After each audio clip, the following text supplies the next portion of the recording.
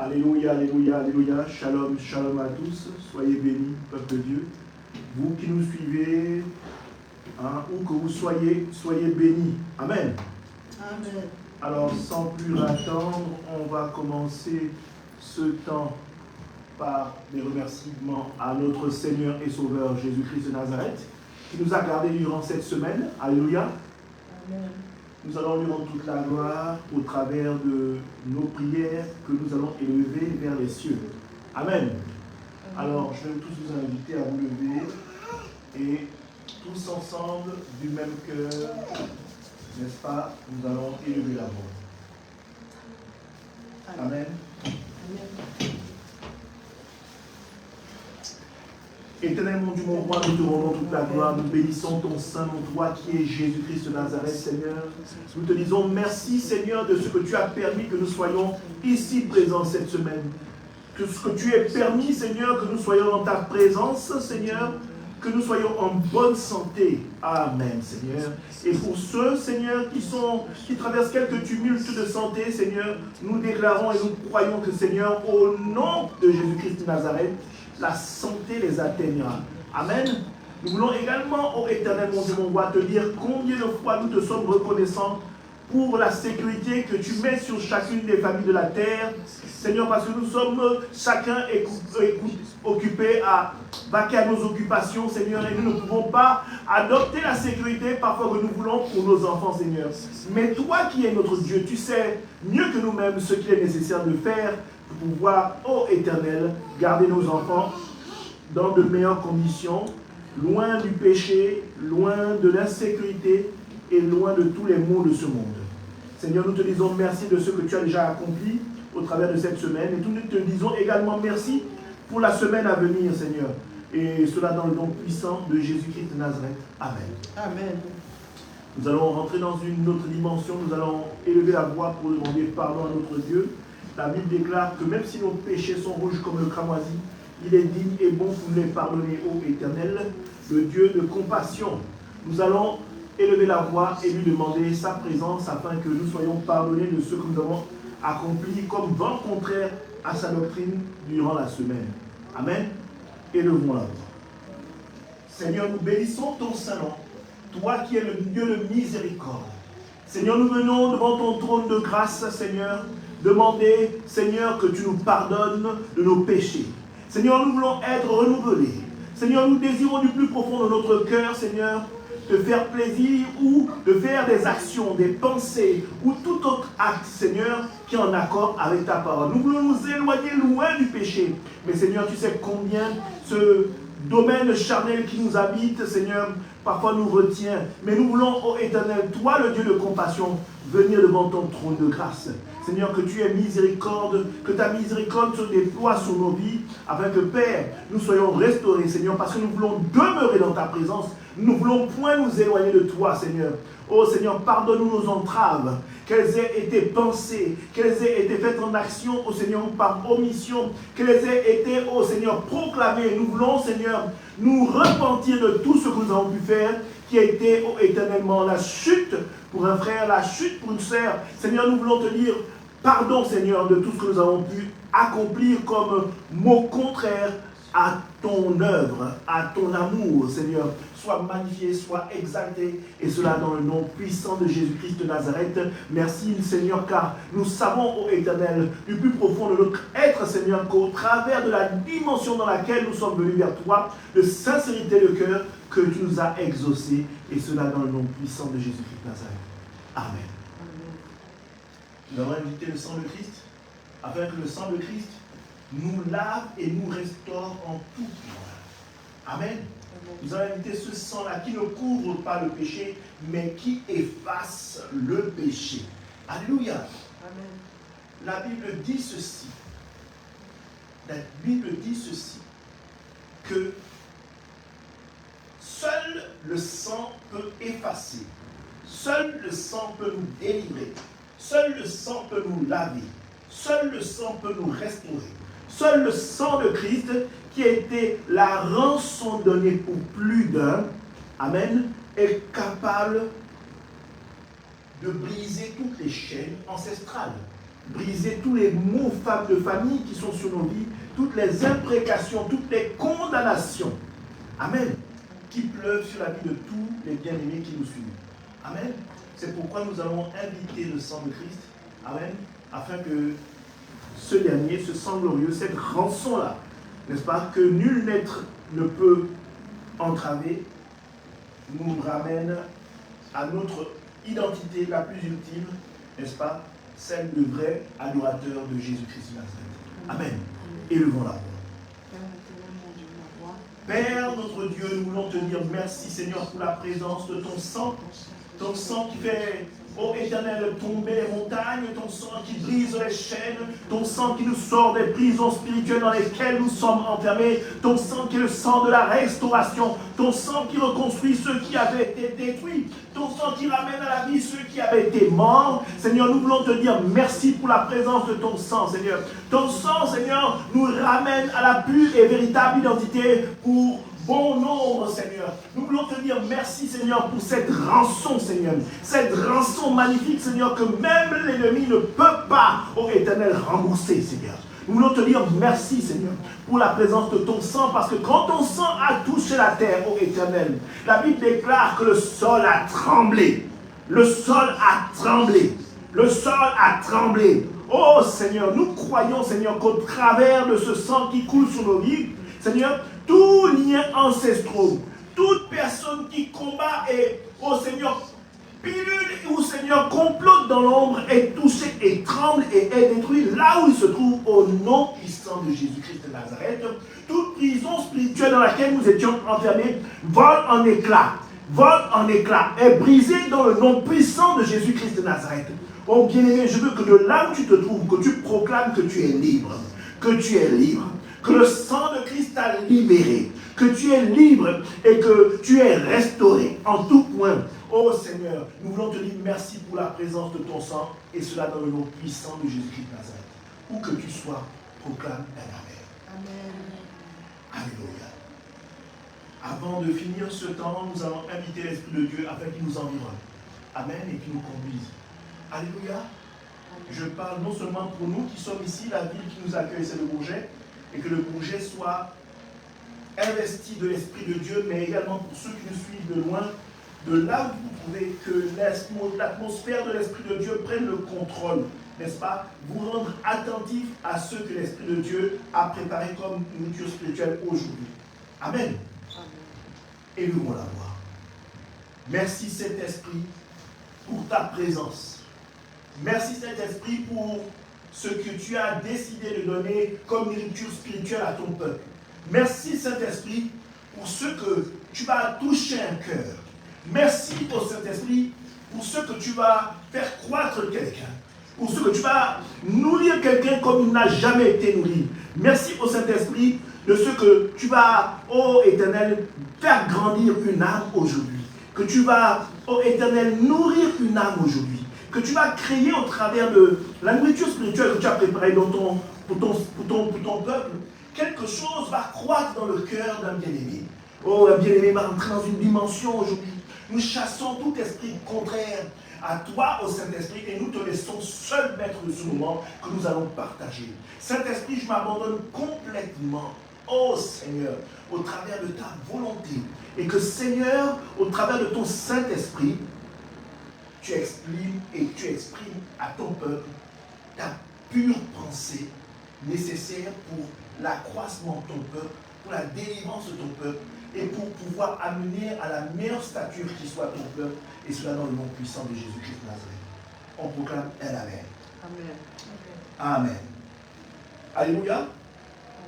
Nous allons commencer aujourd'hui ce que l'Éternel a mis en mon cœur comme thème, c'est atteindre la dimension du au-dessus de tout. Atteindre la dimension du au-dessus de tout. Amen. Atteindre la dimension du au-dessus de tout.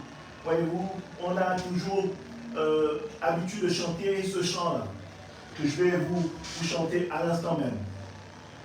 Jésus, Jésus, Jésus, tu es élevé au-dessus de tout. Oh Jésus, Jésus, Jésus.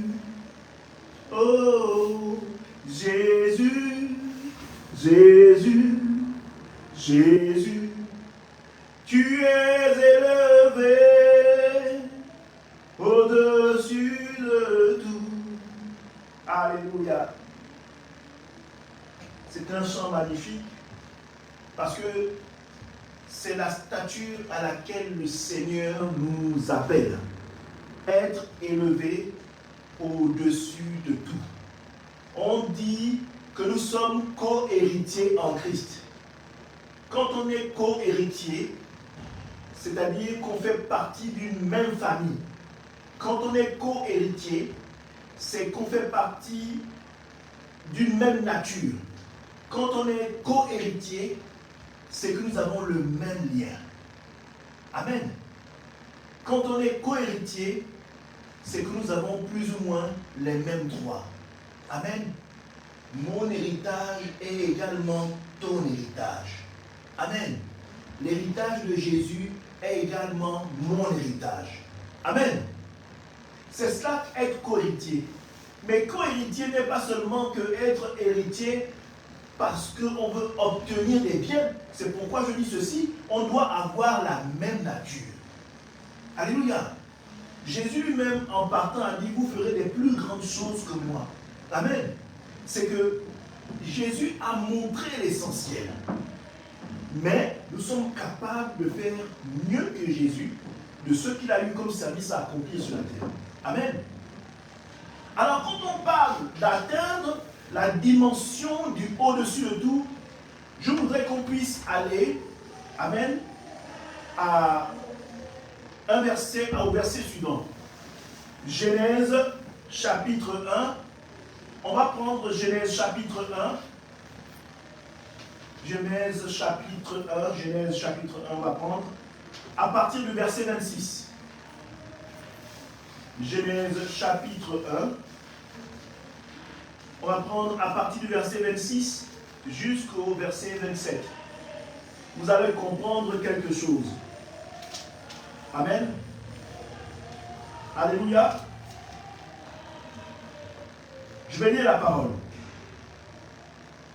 Puis Dieu dit, faisons l'homme à notre image, selon notre ressemblance, et qu'il domine sur les poissons de la mer, sur les oiseaux du ciel, sur le bétail, sur toute la terre et sur tous les reptiles qui rampent sur la terre.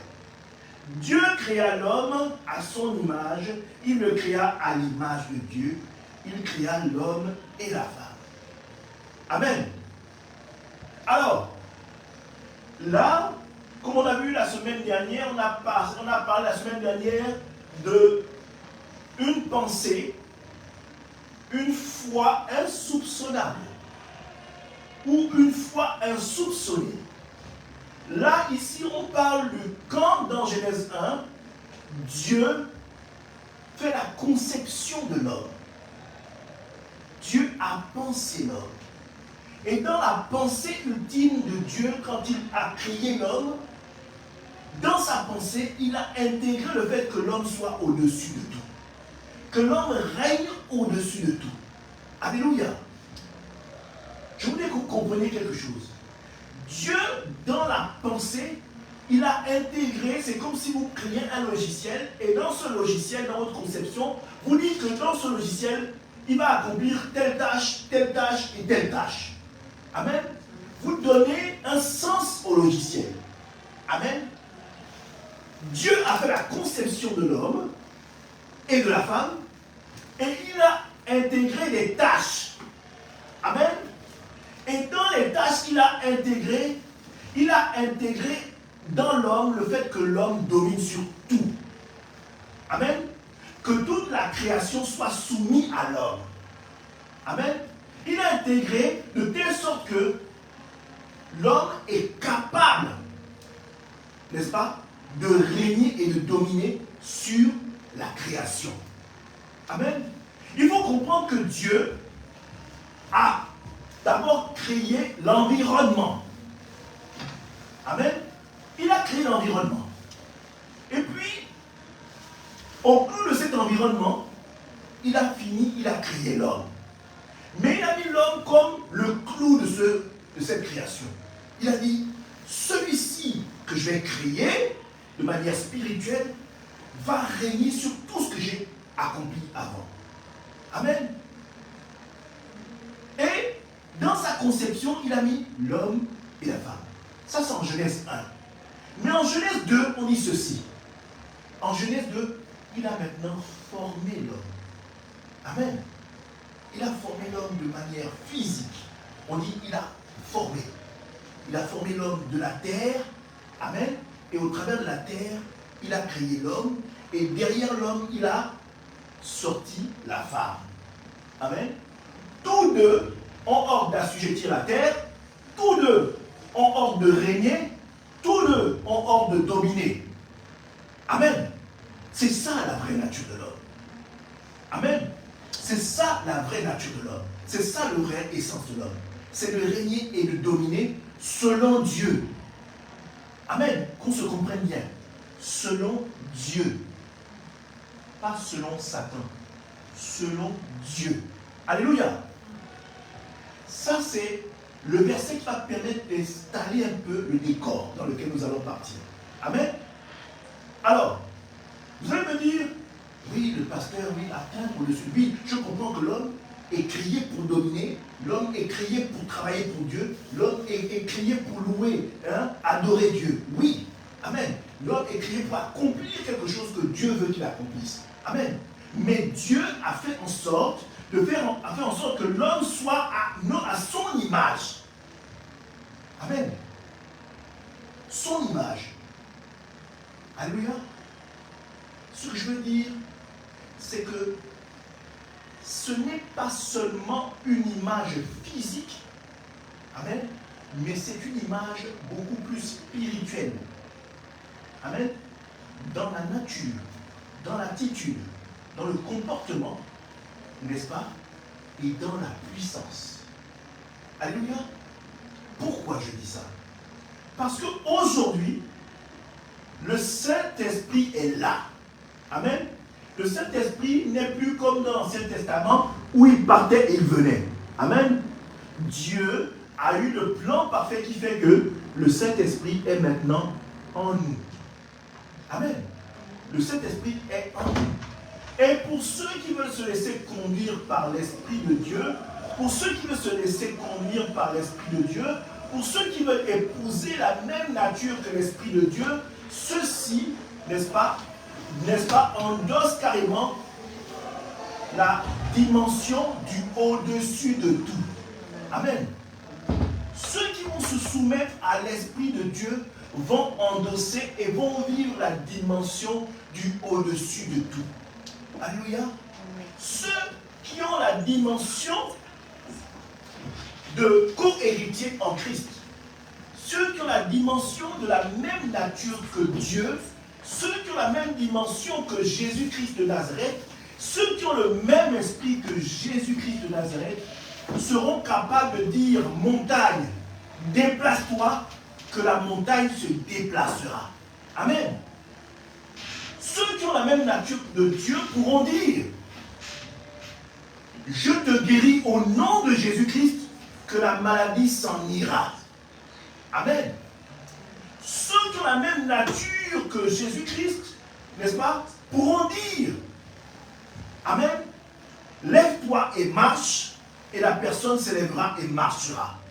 Amen. Selon le fait que la personne, n'est-ce pas, ait foi en Jésus-Christ. Alléluia. Je voudrais qu'on se comprenne bien. Tu as la même nature que Christ, tu es co-héritier en Christ quand ton esprit est en accord avec le Saint-Esprit. Quand ton esprit est soumis à l'Esprit de Dieu. Amen. Quand tu vis une vie de vérité. Amen. Quand tu vis une vie, n'est-ce pas, où tu as une vie d'intégrité. Quand ta vie est en accord avec la parole, à ce moment-là, n'est-ce pas, tu atteins la dimension du au-dessus de tout. Alléluia. De telle sorte que si tu dis, je guéris ce malade, la personne est guérie, je chasse le démon s'en va. Tout simplement parce qu'en toi, ce n'est plus toi qui dis la parole, mais c'est Jésus qui le voit. Amen. Toi, tu n'es qu'une enveloppe charnelle avec un nom, mais devant toi, ce n'est pas toi. Amen. Devant moi, ce n'est plus Joël. Devant moi, ce n'est plus le pasteur Alain Joël. Amen. Mais c'est Jésus que l'ennemi voit. C'est Jésus que la nature voit. C'est Jésus que la création voit au travers de moi. Amen. Et c'est ça qui est fantastique avec Jésus, c'est que Jésus peut avoir la même nature, sa nature, dans des milliers de personnes qui marchent dans la toiture. Amen. Il peut se multiplier à l'infini, pourvu que ces personnes laissent Christ agir dans leur vie. Amen. Amen. Nous allons continuer. Nous allons lire pour pouvoir donner un sens à tout ce que je dis. Allons-y dans le livre de Luc, chapitre 8. Amen. Amen. Luc, chapitre 8, à partir du verset 22. Et nous allons aller jusqu'au verset 25. Luc, chapitre 8, verset 22 à 25. Alléluia. Je vais dire la parole. Un jour, Jésus monta dans une barque avec ses disciples. Il leur dit, passons de l'autre côté du lac. Amen. Et ils partirent. Pendant qu'ils naviguaient, Jésus s'endormit. Un tourbillon fondit sur le lac.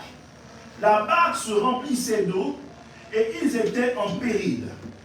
Ils s'approchèrent et le réveillèrent en disant, « Maître, Maître, nous périssons !» S'étant réveillé, il menaça le vent et les flots, qui s'apaisèrent et le calme revint. Amen. Puis il leur dit, « Où est votre foi ?» Saisis de frayeur et d'étonnement, ils se dirent les uns aux autres, « Quel est donc celui-ci qui commande même au vent et à l'eau et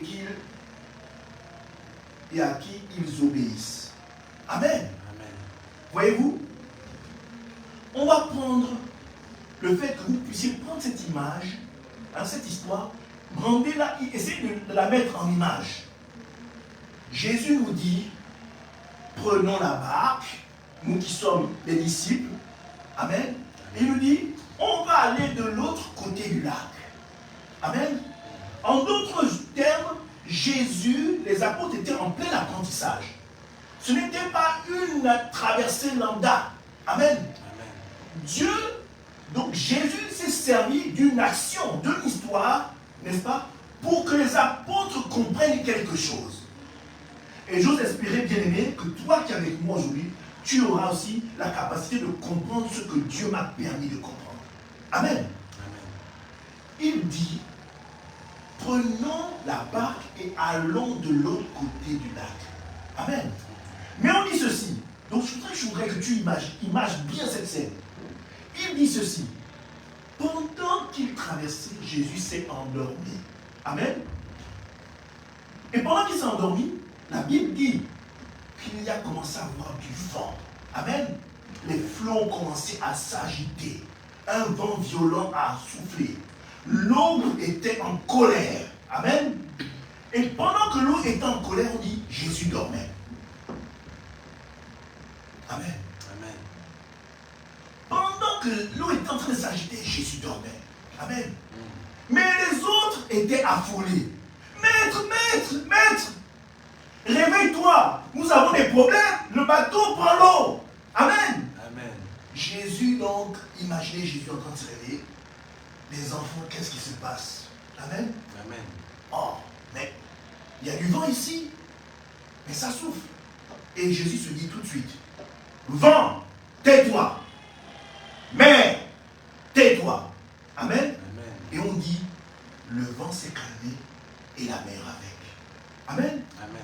Mais voyez-vous, je voudrais que vous compreniez cette dimension physique-là. On va toucher la dimension physique. Amen. Qui peut être endormi pendant qu'un bateau est en train de chavirer? Aucun homme. Qui peut être endormi Non seulement pendant que le bateau est en train de chavirer, mais pendant qu'un vent violent frappe aussi sur ton visage, et en même temps pendant que l'eau est en train de mouiller tout le monde. Personne. Voyez-vous, Jésus avait une dimension qui est au-dessus de tout. C'est-à-dire que les événements physiques, n'est-ce pas, de la nature, ne pouvaient pas atteindre Jésus. Amen. Parce que Jésus n'est pas qu'un corps physique, mais également une dimension spirituelle. Amen. L'Esprit de Dieu avait tellement dominé sur le corps de Jésus que le corps de Jésus ne sentait pas le vent et la tempête ni les eaux. Amen. Est-ce que vous me suivez? Oui. Seuls ceux qui sont encore à la dimension physique peuvent sentir l'eau et le vent. Amen. Amen. Seuls ceux qui ont encore la dimension physique peuvent sentir les problèmes du monde.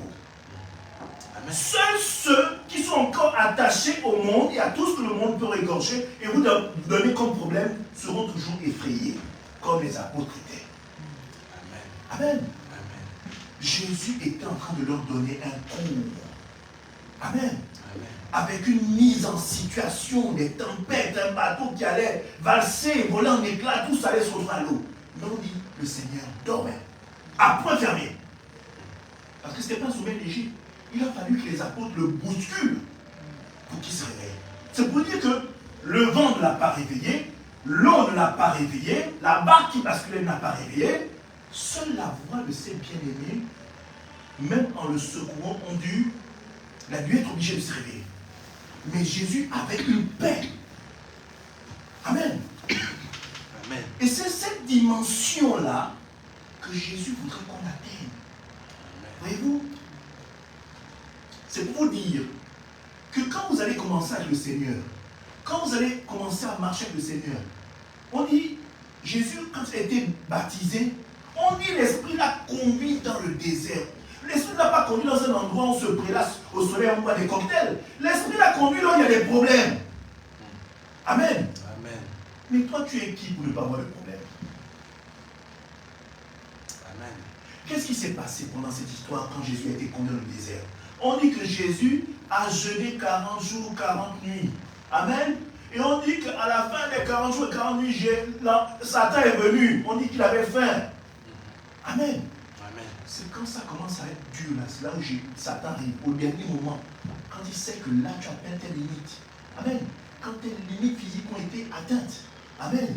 C'est là que Satan arrive maintenant pour te faire des propositions rudantes, des propositions alléchantes, des propositions où tu vas dire, ça, où tu peux même te dire que ça c'est Dieu qui me donne ça. Amen. Mais attention, Satan, comme d'habitude, va toujours utiliser la parole pour vous perdre. C'est la même stratégie qu'il a utilisée dans le royaume d'Éden, c'est la même stratégie qu'il utilise jusqu'au jour d'aujourd'hui. Notre seul repère, c'est la parole. Amen. Amen. Notre seul repère, c'est la parole. Donc c'est pour te dire, bien-aimé, quand tu vas te retrouver dans cette phase-là, n'essaie pas de demander conseil à un homme. Ou si cet homme a peut-être la parole comme moyen de pouvoir t'exhorter pour t'amener à la meilleure décision à prendre, je suis d'accord. Mais si cette personne te donne une décision par rapport à son expérience de la vie, comme cette personne est maintenant devenue docteur en sagesse de la vie, non. Prends appui sur la parole. Amen. Amen. La parole est un vivier de conseils, de sagesse. Amen. Seule la parole peut te donner l'interprétation véritable de ce qui peut se dresser devant toi. Pas un homme. Amen. Amen. Ou du moins, si cet homme est conduit par la parole, je veux bien. Alléluia. Amen. Amen. Alors, on dit ici que Jésus, reprenons une petite histoire, Jésus s'est réveillé et Jésus, avec l'autorité qu'il a donné un ordre au vent et aux eaux. Et on dit, tout s'est mis en ordre, tout s'est calmé. Amen. Amen. C'est cette dimension-là que Jésus voulait faire découvrir aux apôtres. Le fait que si moi je domine sur toute la création, vous aussi vous avez cette capacité. Parce qu'en vous j'ai mis le Saint-Esprit. Les maux du monde n'ont pas à avoir le dessus sur vous. Mais vous avez un esprit supérieur. Un esprit qui a créé tout cela. Amen. Mais comment l'esprit que vous avez, qui a créé tout cela, est en vous et vous n'êtes pas capable de dominer sur ce qui vous arrive? Il y a un problème. Ça veut dire que vous n'avez pas encore atteint une dimension que le Seigneur attend de vous. Amen. Parfois, Dieu peut vous amener à une certaine bénédiction. Amen. Il y a certaines bénédictions qui sont offertes à tous. Amen. Il y a certaines bénédictions qui sont offertes à tous. Dieu choisit selon son bon vouloir de dire, bon, la bénédiction de base, ce sera par exemple que tu trouves un travail. Tu n'as même pas de travail, mais peut-être la solution de base que je te donne, c'est d'avoir un travail. Amen. Amen. Après, tu vas dire, mais depuis là, le Seigneur ne bouge plus. Amen. Amen. Depuis là, le Seigneur, quand même, il est silencieux, quand même, j'ai envie d'avancer, mais ça ne bouge pas. Mais sache que le Seigneur donne au mérite.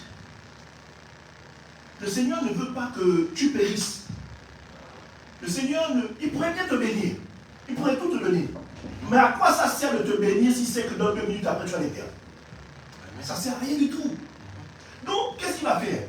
Il va d'abord forger un caractère de co-héritier en Christ en toi. Amen. Il va forger en toi d'avoir la dimension du au-dessus de tout en toi. Avant de laisser explorer en toi, n'est-ce pas, toutes sortes de bénédictions qui te sont attachées. Amen. Il y a des bénédictions qu'on n'obtient pas facilement. Il y a des bénédictions qu'on obtient par le combat. Amen. Amen. Voyez-vous, le peuple hébreu, quand ils sont sortis d'Égypte, il y a une bénédiction qui était donnée pour tout le monde. Ils ont demandé la manne. Ils pouvaient manger et boire tous les jours que Dieu faisait. Amen. Amen. Mais il y a une autre dimension de bénédiction où ils devaient aller au combat. Ils devaient rentrer dans des pays, ils devaient dominer ces peuples, ils devaient, pour certains peuples, les effacer complètement de la terre, pour d'autres, ils devaient les assujettir. Amen. Amen. Et après, derrière ça, ils obtenaient un lot de bénédiction. Et c'est ça qui a perdu même le peuple d'Israël. Ils ont erré 40 ans dans le désert. Parce que, après avoir montré ce que Dieu a montré, un homme normal aurait été de s'abandonner à Dieu. Amen. Amen. Mais la nature n'avait pas encore épousé la nature que Dieu voulait pour eux. Amen. Amen. Ils avaient encore le doute. Et ils sont tournés Moïse. Dis à Dieu de nous dire ceci. Quand il fallait se plaindre, on se plaignait auprès de Moïse. Mais quand il fallait demander quelque chose à Dieu, on disait à Moïse, la façon avec laquelle il parle, c'est trop fort. Toi, va parler avec lui, va négocier pour nous. Personne ne voulait avoir une relation intime avec Dieu. Amen. Amen. Tout le monde voulait envoyer Moïse, n'est-ce pas, vers le feu, en disant que, Moïse ne sait pas comment il fait, mais ce qu'il demande à Dieu, Dieu lui donne. Nous, là, la façon qu'on a entendu le gars là parler, on ne peut pas supporter ça. Moïse, vas-y. Mais pour pécher, on ne demande pas l'autorisation. Amen. Amen. Pour pécher, on ne demande pas l'autorisation. Mais quand on veut quelque chose de Dieu, on pousse. Moïse, vas-y, va négocier. Si tu te prends une tarte là-bas, une gifle, ça c'est bon. Amen. Non. Dieu, aujourd'hui, est rentré dans une autre dimension. On a Christ, c'est l'intercesseur, c'est l'avocat. Amen. Mais pour que l'avocat se mette en action, il faut que tu sois vrai avec l'avocat. Amen. Même au tribunal. L'avocat, même si tu as tué, l'avocat te demande, mais est-ce que tu as tué? Il n'y a qu'à l'avocat que tu peux dire, oui, j'ai tué. Bon, vous avez tué, mais bon, je vous conseille de ne pas plaider coupable. Dites non coupable. Parce que le rôle de l'avocat, même en tant que coupable, puisque vous, lui, il sait que vous êtes coupable, mais lui, quand il demande le juge, il va faire ce que lui dit. Moi, je ne suis pas avocat, je ne suis pas en prison.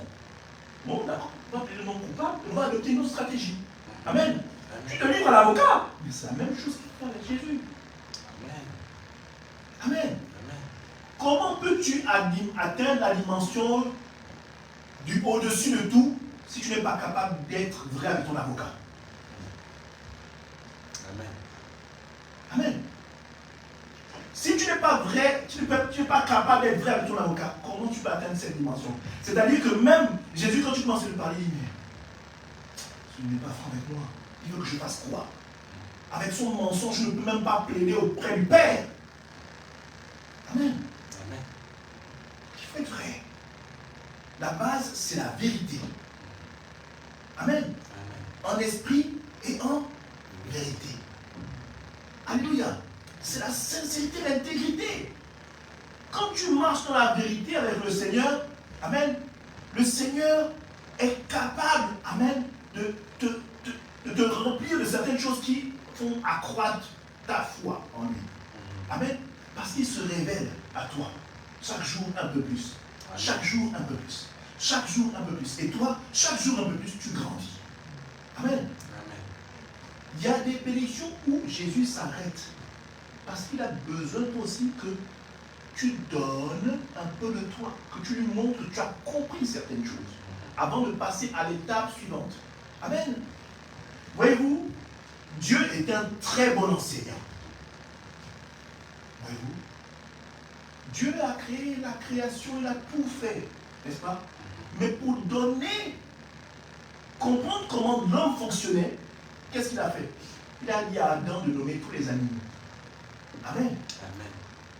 Et quand Adam nommait les animaux, il faisait en genre et en nombre. C'est-à-dire que il faisait genre, une panthère masculine, son féminin. C'est tant, il les mettait comme ça, en lot. Et Adam donnait des noms.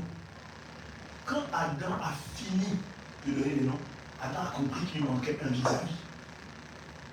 Amen. Amen. Ce n'est que là que Adam a compris que les autres étaient mâle, femelle, mâle, femelle, mâle, femelle, mâle, femelle. Non mais au fait, finalement, je suis là, je suis tout seul. Qui suis-je? Je suis mâle. Oh, masculin. Ou, ah mais il faudrait que j'ai mon vis-à-vis. Amen. Amen. Et là, Dieu a senti. C'est là il a dit, il n'est pas bon que l'homme soit seul. Amen.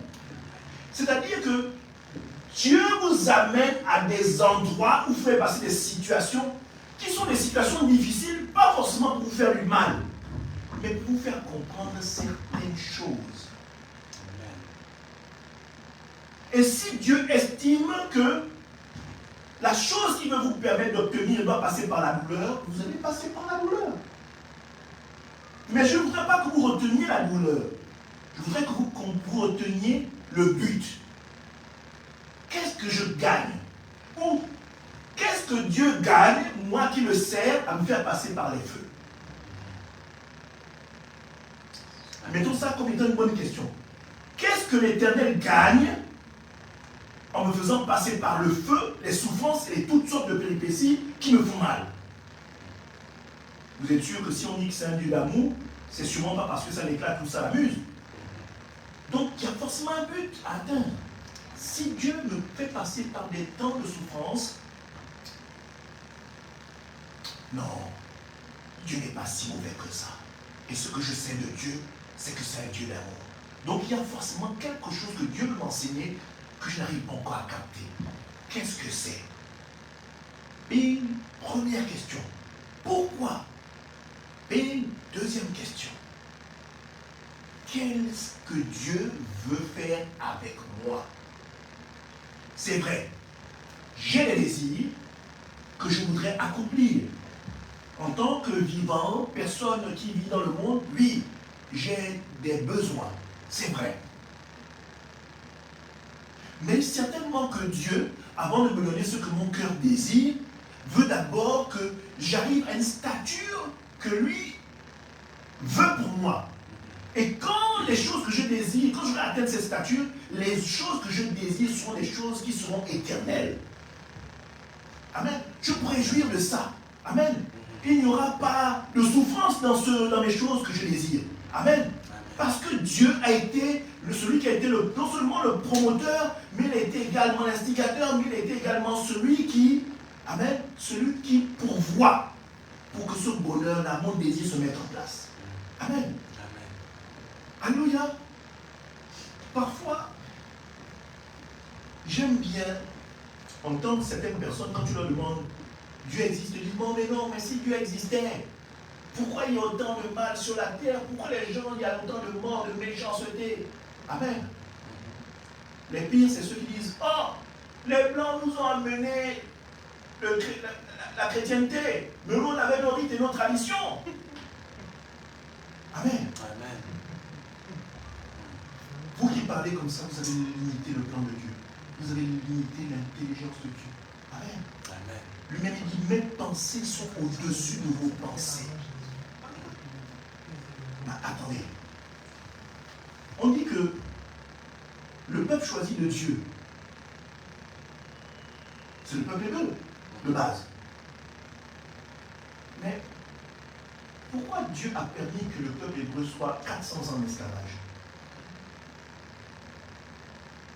Et pourtant, c'est un Dieu d'amour, c'est son peuple.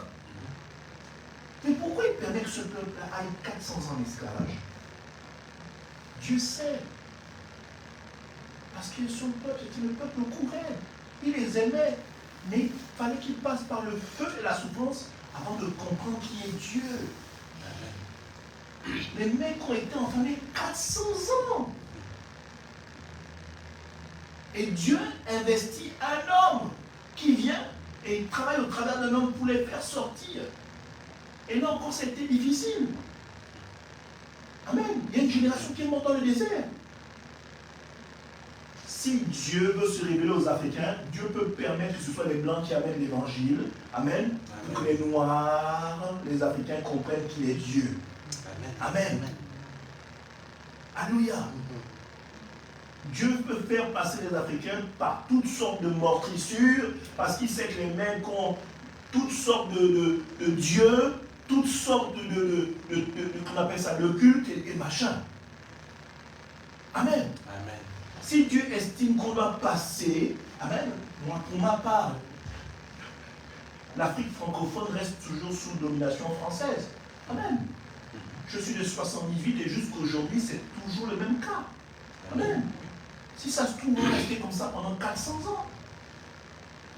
Avant d'être réellement indépendant. Amen. Amen. Mais tout ça, c'est Dieu qui le permet. Amen. Donc, les gens limitent Dieu à un petit cerveau qui gère l'humanité. Non. Si tu veux connaître Dieu, quand tu vois une plante, tu te dis, ah, ouais, c'est une plante. Mais cette plante-là, il y a quand même beaucoup de choses là-dedans. Ça permet de changer le gaz carbonique en oxygène. À la photosynthèse, c'est balèze quand même, il fallait y penser. C'est pas un petit cerveau d'homme qui aurait pu penser à ça. Amen. Amen. Le système solaire, les lunes et tout le reste, ça donne la marée, les températures, la pluie. C'est pas un cerveau de Lise Einstein qui aurait pu penser à ça. Amen. Amen. Combien de gens sont morts seulement en se disant, avant de comprendre que la terre était ronde? Beaucoup. Beaucoup disaient, avant non, elle est plate. Amen. Mais avant de comprendre qu'elle est ronde et qu'il y a il y a tout un système autour, et que si ce système autour la régit même la vie sur terre, beaucoup de gens sont morts. Amen. Amen. Beaucoup de gens sont morts. Mais avant d'arriver à cette connaissance-là que nous avons, l'homme a trimé. Et tout ça, c'est Dieu qui permet. Amen. Et encore, l'homme n'est même pas à 50% de la découverte de l'univers. Amen. Amen. Qu'il est encore en train de trimer. Alors, si l'homme n'arrive pas déjà à comprendre l'environnement dans lequel il est, vous pensez qu'il va comprendre Dieu? Vous croyez qu'il va comprendre qui est Dieu? Non. Alléluia. Amen. Donc, pour atteindre la dimension du au-dessus de tout, il faut certainement connaître qui est Dieu. Et qu'est-ce que Dieu veut avoir à faire avec nous? Qu'est-ce qu'il veut faire avec nous? Amen. Amen. On va prendre un deuxième verset. Vous allez comprendre quelque chose. On va prendre un deuxième verset, on va aller dans Matthieu 14.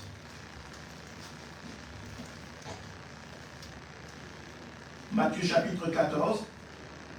Et à partir du verset 22 jusqu'au verset 27.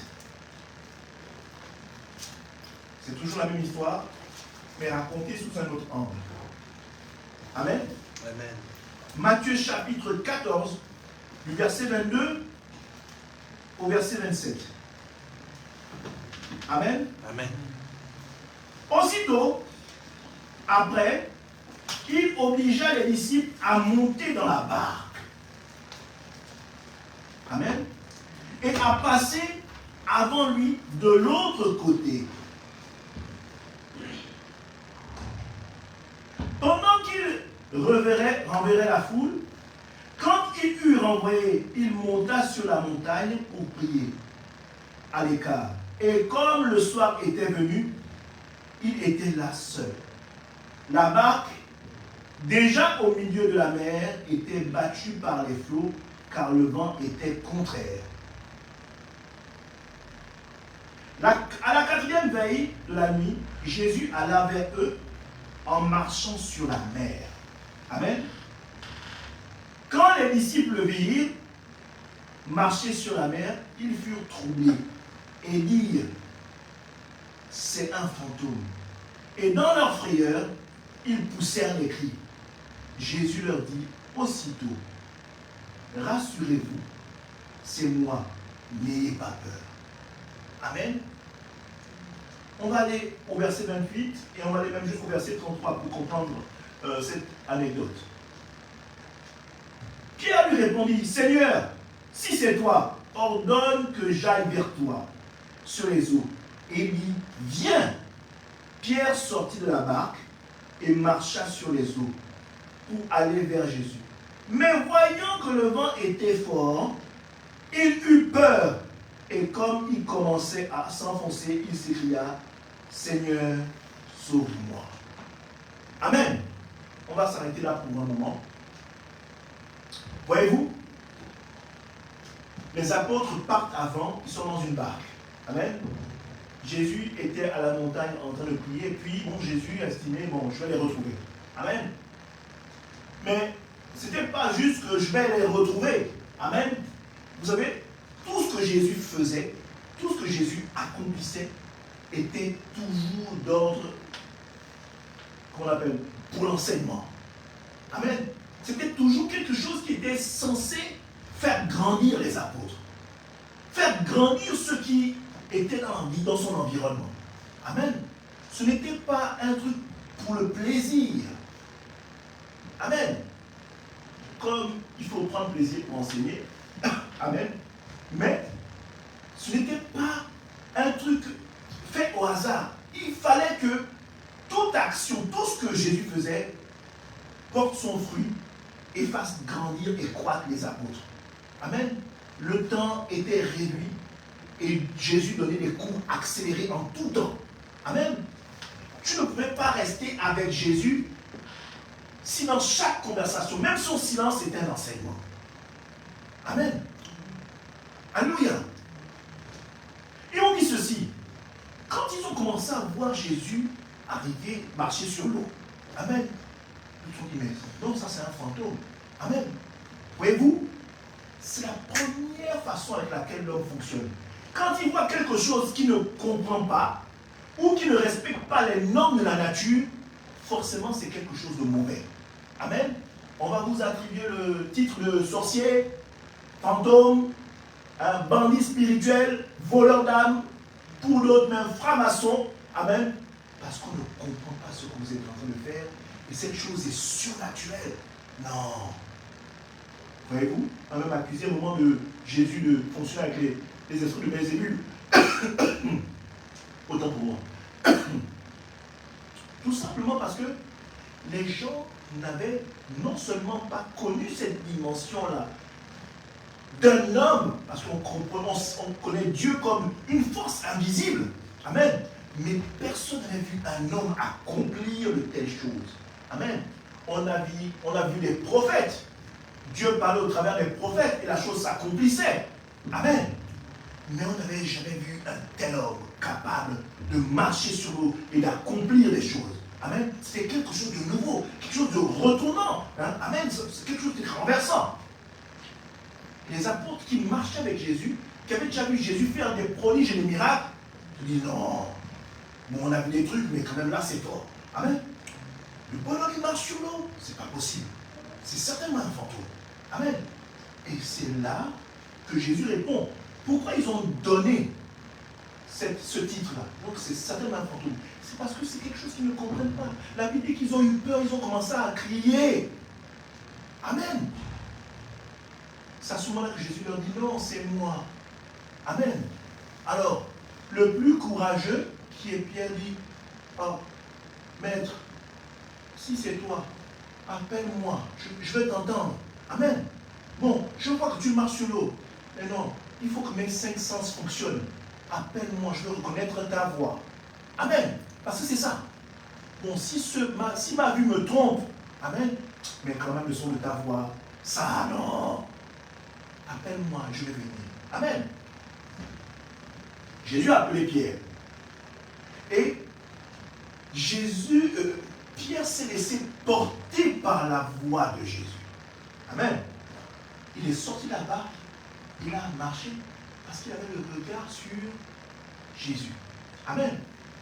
Mais voyez-vous, Jésus fait toujours les choses avec beaucoup de symboles. Beaucoup de symboles. Et c'est vrai, c'est toujours des histoires mystérieuses où, quand je parle de mystère, je voudrais des choses insensées ou difficiles à comprendre. Amen.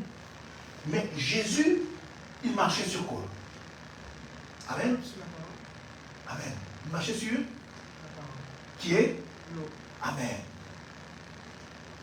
Jésus marchait sur sa parole. La symbolique, c'est que Jésus ne marchait pas que sur une eau que vous connaissez. Jésus marchait sur la parole. Il avait appui sur la parole. Donc, il avait appui sur lui-même qui est Dieu. Amen. Amen. Comprenez bien. Et tant que Pierre avait cette dimension-là, d'être appuyé sur la parole qui est Jésus, être appuyé sur l'eau qui est Jésus, être appuyé sur le rocher, la chose qui est d'habitude légère et meuble ou sinon traversable, n'est-ce pas, était comme un plancher solide, le roc. Amen. Pierre a expérimenté pendant quelques secondes, sinon peut-être quelques minutes, la dimension du au-dessus de tout. Amen. Mais on dit, quand il a vu, amen, on dit ceci, quand il a vu que le vent soufflait, amen, il a quitté Jésus du regard et s'est intéressé à son environnement. Amen. Et pourtant, il a réussi pendant quelques secondes à avoir la dimension du au-dessus de tout. Amen. Dont Jésus leur parlait souvent. Donc Pierre a eu le temps de goûter ça. Mais sa dimension charnelle parlait plus fort. Amen. Alléluia. Pierre n'avait pas encore l'Esprit de Dieu. Hein? Attendez. Pierre n'avait pas cette dimension que nous avons là, à cette époque-là. L'Esprit de Dieu n'était pas encore en eux. Est-ce que vous comprenez? Mais qu'ils avaient déjà expérimenté pendant quelques secondes, sinon pendant quelques minutes, Pierre a expérimenté cette dimension du au-dessus de tout. Alléluia. Donc, c'est une dimension, n'est-ce pas, qui, sans avoir l'Esprit de Dieu, a joui et atteint cette dimension-là du au-dessus de tout. Amen. Parce que Pierre a manifesté le fait d'être marché sur la parole comme Jésus le faisait. Alléluia. Amen. Mais après, Pierre s'est mis à raisonner. Oh, mais qu'est-ce que je fais? C'est pas possible. Je marche sur l'eau. Le vent souffle. Il a commencé à regarder son environnement, à s'intéresser à son environnement, à croire plus à son environnement, plus qu'à l'homme qui était Jésus-Christ, qui était Dieu, qui était devant lui. Amen. Et dès lors qu'il s'est détaché de cette connexion, les choses du monde l'ont assailli. Amen. Amen. Les choses du monde l'ont assailli. Alléluia. Vous me suivez? Les choses du monde l'ont assailli. Donc il s'est retrouvé en train de s'enfoncer. La Bible ne dit pas qu'il a coulé. on dit qu'il s'enfonçait. Donc je comprends qu'il perdait foi peu à peu. Et sa descente était lente. Et il s'est mis à crier. Amen. Donc l'eau qui était solide se retrouvait à se retrouver comme une terre mouvante. Amen. Amen. Elle n'était pas l'eau parce que c'était l'eau. Amen. Vous ne tenez pas, quand on vous met, vous met comme ça en suspens sur l'eau, même une seconde c'est trop fort. Ça se passe aux tierces. Amen. Amen. Mais la Bible décrit tous ces mots, c'est des mots pensés. Amen. C'est une réflexion de Dieu. L'idée de Dieu est dans la parole de Dieu. On dit, il s'enfonça. Amen. Amen. Donc ça dit qu'il rentrait dans l'eau peu à peu.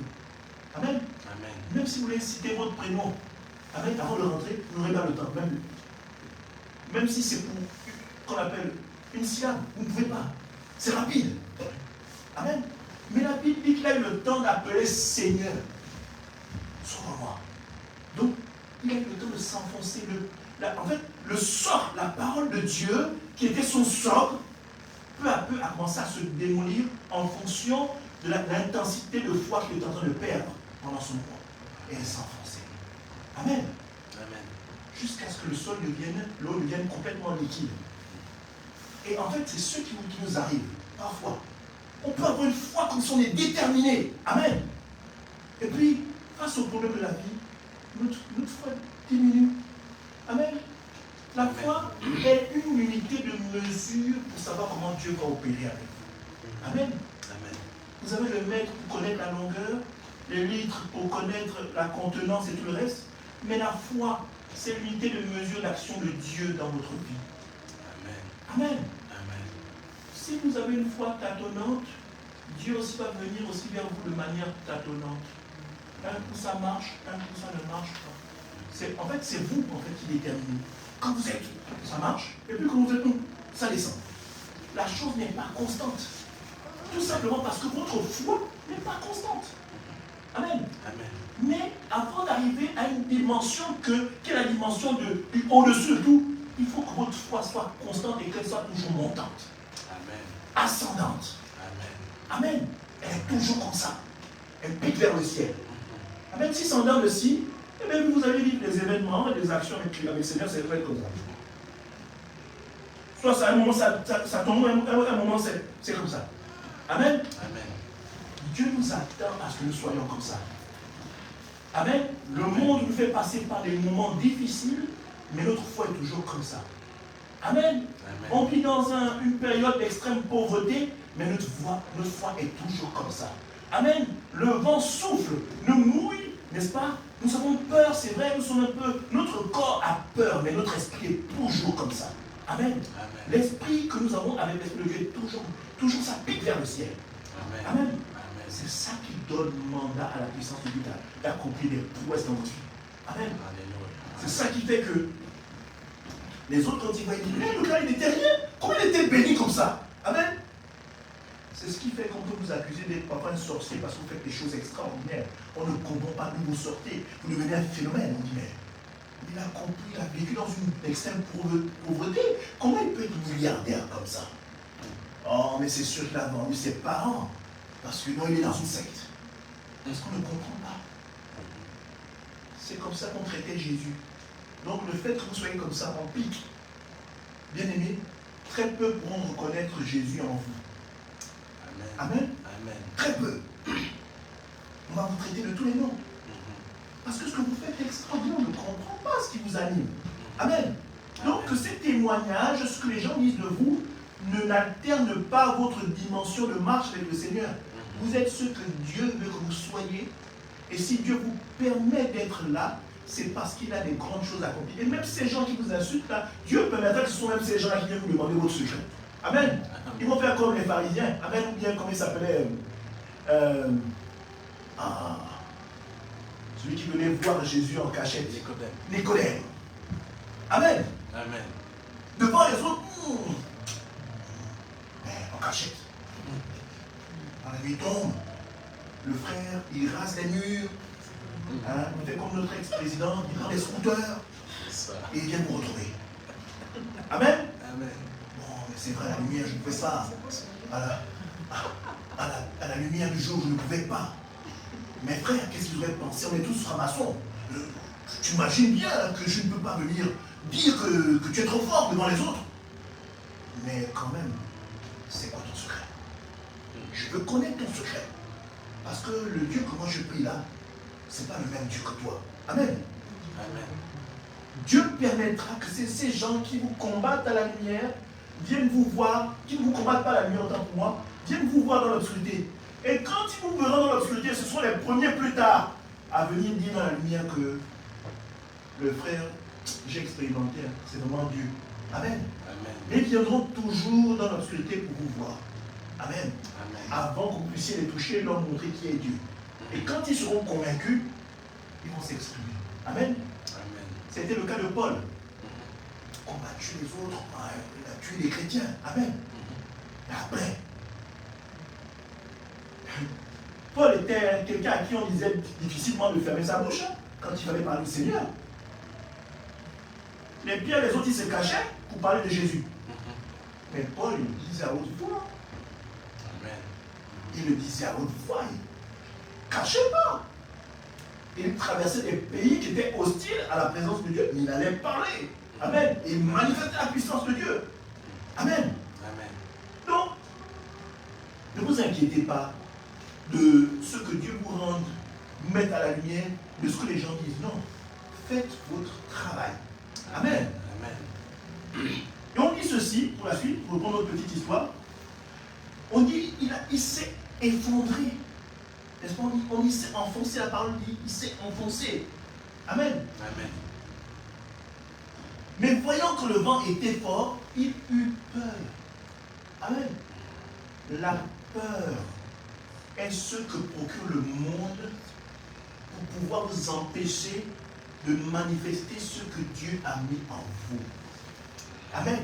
Amen. Le monde va utiliser la peur, n'est-ce pas, pour que vous vous confiez aux éléments de la création. Le vent, la pluie, le feu. Oh, non, si ça marche, non, c'est pas le bon. Vous utilisez la peur. Pour vous empêcher d'arriver à cette dimension du au-dessus de tout. Alléluia. Amen. La peur est un frein. Alléluia. Mais il y a plein d'autres choses. Le doute. Amen. On a parlé de même le doute. Amen. Plus haut. Quand on est arrivé à ils se dirent, plutôt à Luc. Amen. On dit, ils étaient pris de doute. Il y a également la peur. Et qu'est-ce que Jésus leur a dit? Jésus leur a dit, où est votre foi? Amen. Amen. Pour arriver à la dimension du au-dessus de tout, votre foi doit piquer, comme je disais tantôt tout à l'heure, vers le ciel. Ne doit pas être altéré par la peur, le doute. Amen. Les éléments du monde ne doivent pas vous toucher. Amen. Vous allez comprendre pourquoi. Après, nous allons revenir sur ce point-là, sur Matthieu 14. Amen. Romains chapitre 8, verset 19. Romains chapitre 8, verset 19.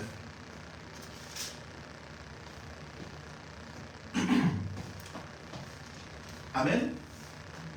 Aussi, la création attend avec un ardent désir la révélation des fils de Dieu.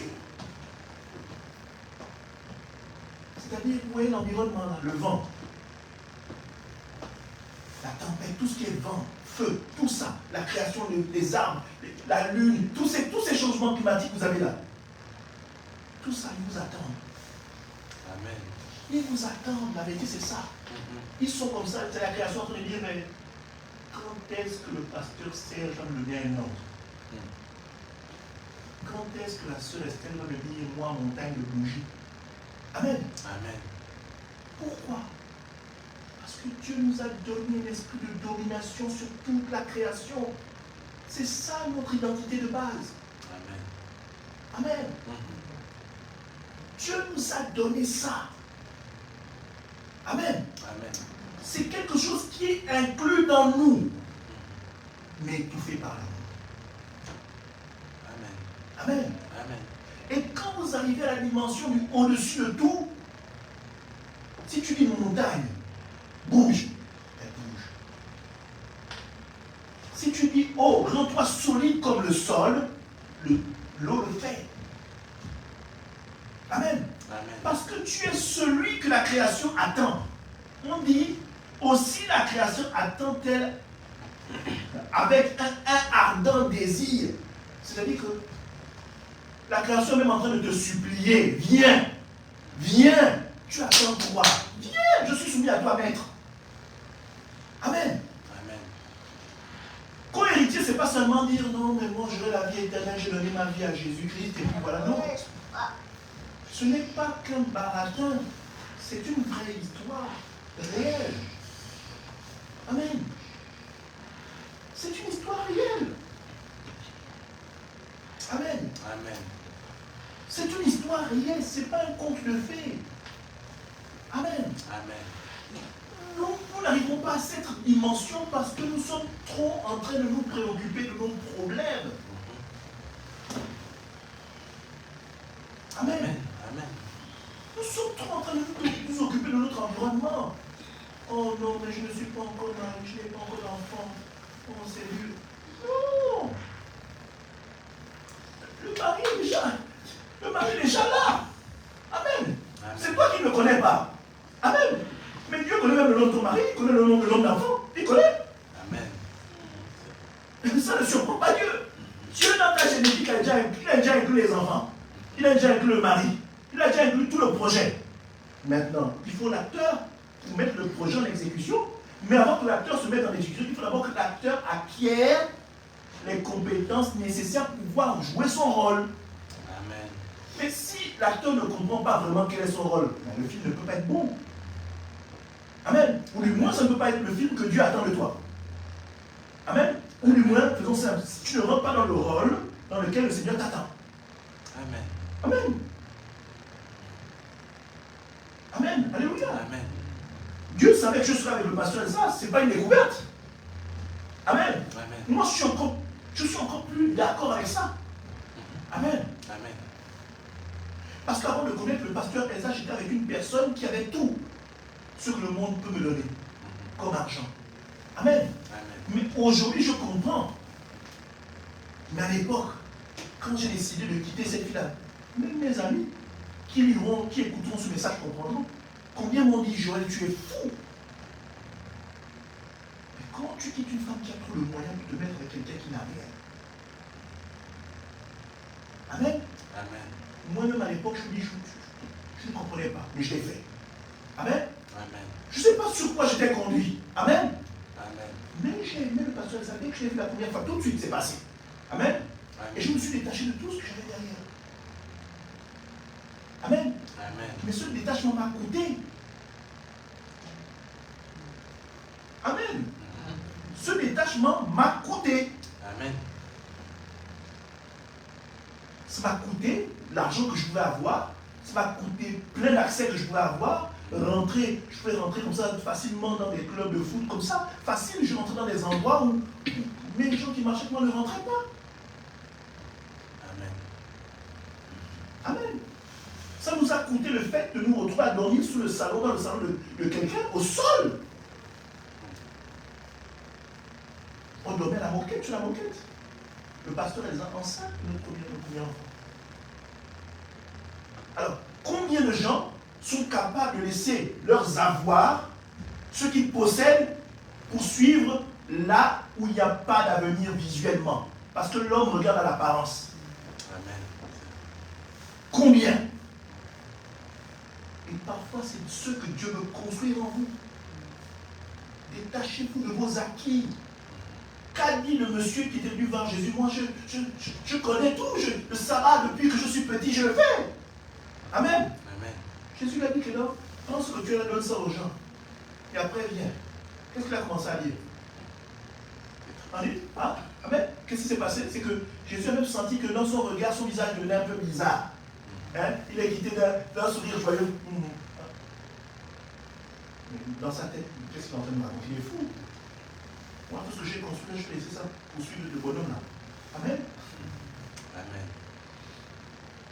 On pense comme ça, attaché, on pense petit. Mais notre petit n'est rien.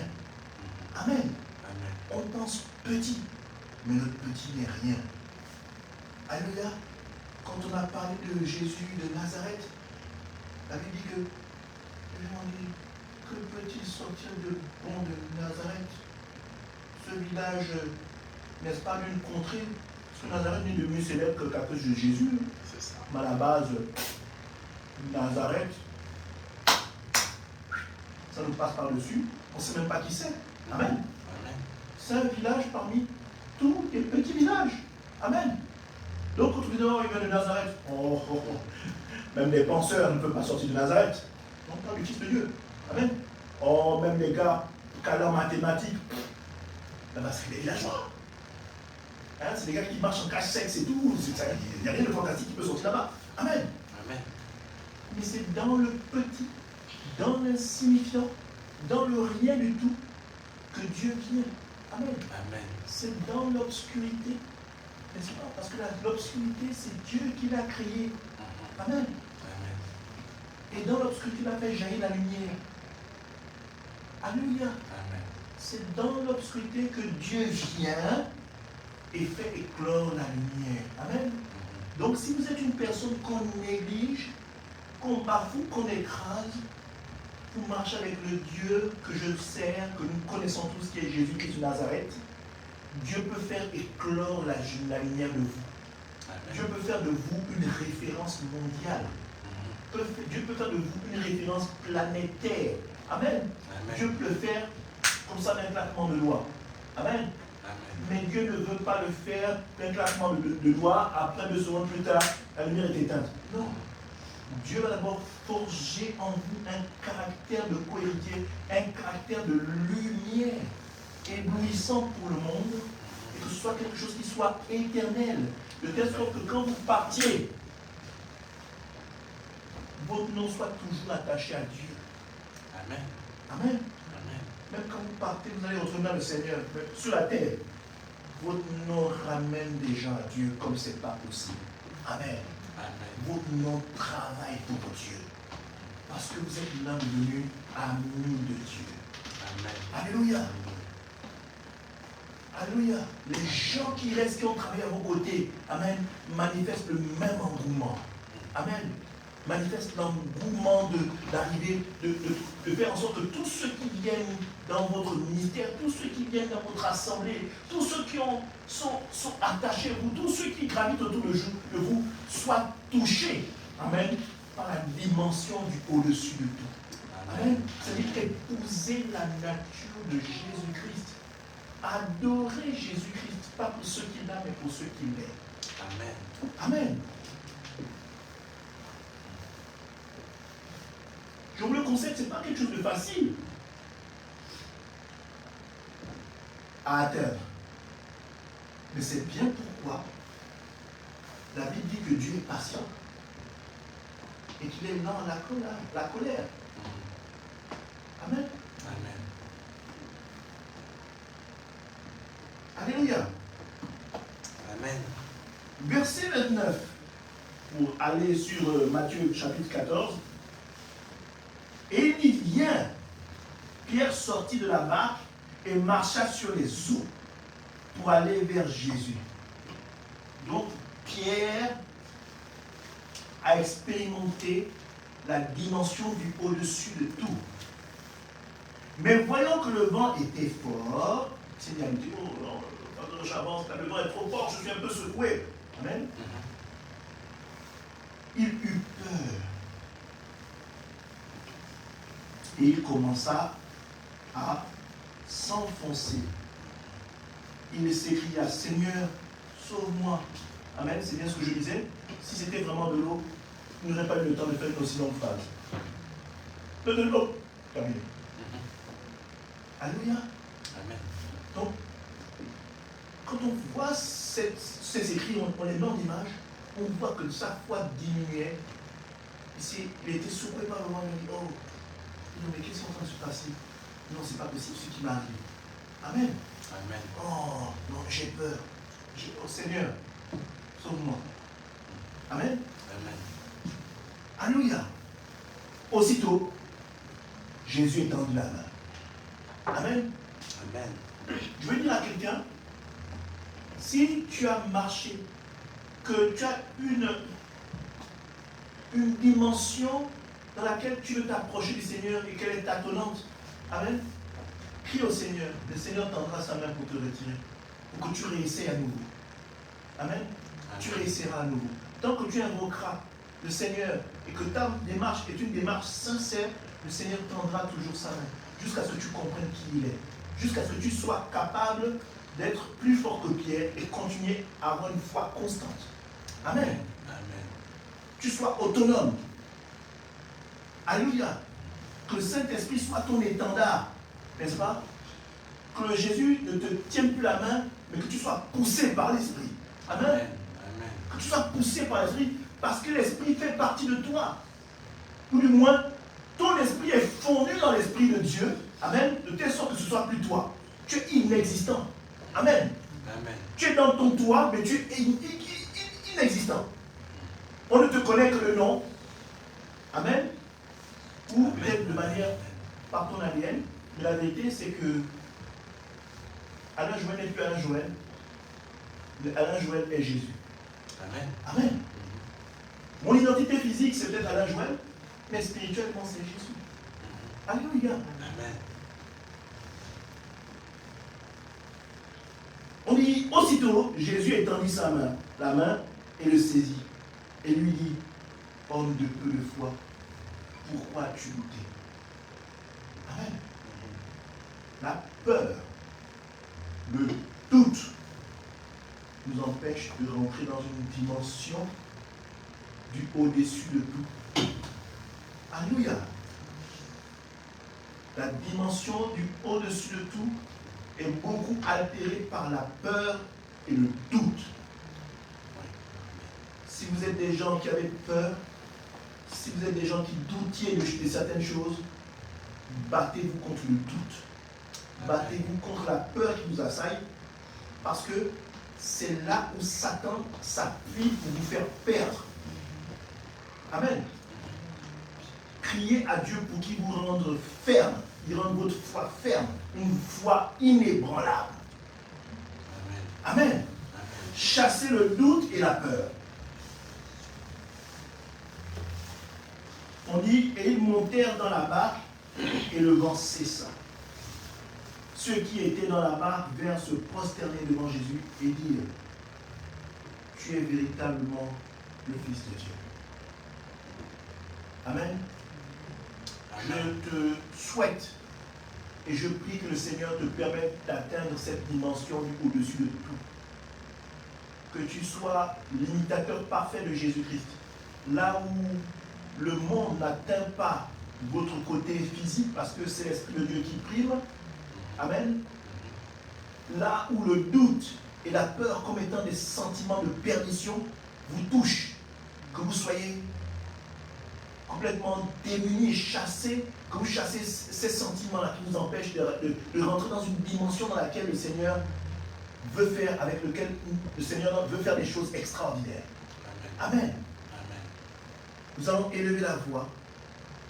Amen. Pour demander à Dieu qui nous amène à cette dimension-là dans laquelle nous avons passé quelques heures comme nourriture spirituelle. Amen. Donc là où tu es, élève la voix et demande au Seigneur de t'amener à la dimension du au-dessus de tout. Cette dimension qui est la nature parfaite de Jésus-Christ de Nazareth, car tu es co-héritier toi aussi en Christ. Donc il est nécessaire que tu arrives à cette dimension, parce que Dieu inscrit ça en toi. Amen. Dieu a inscrit ça en toi. Le doute et la peur sont des choses que Satan sème au plus profond de toi pour te faire croire que tu n'es pas capable. Amen. Amen. Que tu es un bon à rien. Non. Même quelqu'un, comme on dit dans le monde, tu es né par accident, tes parents ne t'ont pas désiré. Même dans cette situation-là, si tu es né, tu es vivant, Dieu a permis que tu existes. Il a des choses. Les hommes ne veulent peut-être pas de toi. Les hommes ne t'ont peut-être pas attendu, mais Dieu lui t'a attendu. Amen. Même si c'est par le canal d'un accident, tu n'étais pas désiré, mais Dieu t'a attendu. Amen. Amen. La Bible dit, on a lu ça tout à l'heure. Amen. En Romains chapitre 8. Amen. Verset 19. Aussi la création attend avec un ardent désir la révélation des fils de Dieu. Tu es attendu. La création là, le vent, tout ça, ils t'attendent. Que tu rentres dans la dimension du au-dessus de tout. Amen. Amen. On va élever la voix. Éternel, mon Dieu, mon roi, nous te rendons toute la gloire, nous bénissons ton Saint-Nom. Toi qui es Jésus-Christ de Nazareth. Seigneur, dans cet enseignement que nous avons reçu aujourd'hui, Éternel, remplis-nous de ta présence, afin que, Père, ni le doute, ni la peur n'alternent la dimension du au-dessus de nous que tu as mis en nous, Seigneur, au travers de l'Esprit de Dieu qui nous habite. Seigneur, rends-nous forts par ta foi en toi pour atteindre la dimension, le projet parfait que tu as établi dans la vie de tout un chacun. Nous voulons te dire, ô Éternel, sois magnifié, sois exalté, ô Éternel. Seigneur, rends-nous face à la tempête, rends-nous forts face à la tempête, rends-nous solides face au vent, rends-nous solides face au vent, rends-nous solides face au flot qui s'énerve. Bref, Seigneur, rends-nous forts face aux péripéties que le monde peut mettre devant nous, Seigneur. Que le monde n'atteigne pas, ô Éternel, mon Dieu, mon roi, notre esprit. Que la chair soit touchée comme toi par l'eau. Que le vent touche notre chair. Que le vent, oh Seigneur, impétueux et foudroyant touche notre chair, mais que notre esprit ne soit pas troublé. Parce que Jésus-Christ de Nazareth, tu es la paix incarnée, pas la paix du monde. Seigneur, nous chassons toute animosité du monde sur nos vies et nous laissons l'Esprit de Dieu prendre le contrôle. Seigneur, amène-nous à cette dimension manifestée par Jésus-Christ de Nazareth où il a dit au vent de se taire et au flot de fermer toute tentative de destruction, Seigneur. Seigneur, rends-nous puissants face à la création. Parce que Père, tu le dis toi-même dans la parole que la création nous attend. La création est impatiente de se laisser diriger par nous. La création, l'humanité, la nature est impatiente. La nature désire que nous dominions sur lui. Merci ô Éternel de cette parole pour aujourd'hui que tu m'as permis de partager à mon Père. Paix et grâce nous appartiennent et cela dans le nom puissant de Jésus-Christ de Nazareth. Amen. Amen. Alléluia.